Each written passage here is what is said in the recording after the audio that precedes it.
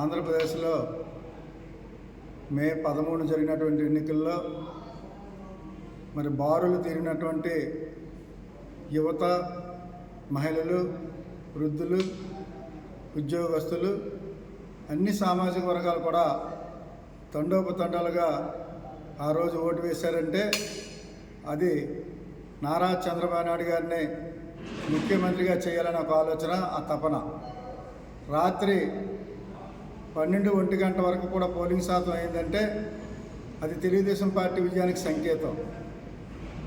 ఈరోజు జరుగుతున్నటువంటి ఎన్నికల్లో మరి నారా చంద్రబాబు నాయుడు గారు 9వ తేదీన ప్రమాణ స్వీకారం చేసే విధంగా తెలుగుదేశం పార్టీ నాయకులు కానీ, కార్యకర్తలు కానీ హార్నెస్లో కష్టపడి గెలుపు కోసం కృషి చేసినటువంటి ప్రతి ఒక్కరికి కూడా తెలుగుదేశం పార్టీ తరఫున హృదయపూర్వక ధన్యవాదాలు తెలియజేస్తూ, అలాగే జరుగుతున్నటువంటి పరిణామాలు మనం చూస్తుంటే వైసీపీ ఓటమి భయం పట్టుకోవడంతో మరి మనందరం చూస్తున్నాం.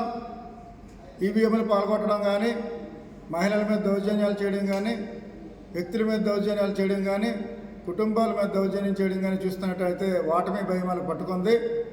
ఐపాక్ టీం కాదు కదా, 100 టీంలు వచ్చినా సరే చంద్రబాబు నాయుడు గారే కూటమే సీఎం అవుతుంది. ఎందుకంటే ఈరోజు మోడీ గారు కానీ, పవన్ కళ్యాణ్ కానీ, నారా చంద్రబాబు నాయుడు గారు కానీ ప్రజలతో అంకితమై ప్రజా శ్రేయస్సు కోసం పోరాడేటువంటి నాయకులు, అనుభవం ఉన్నటువంటి నాయకుడు నారా చంద్రబాబు నాయుడు గారు కానీ, మోడీ కానీ, పవన్ కళ్యాణ్ కరిష్మా కానీ ఈరోజు తెలుగుదేశం పార్టీకి, కూటమికి బాగా పనిచేస్తుంది.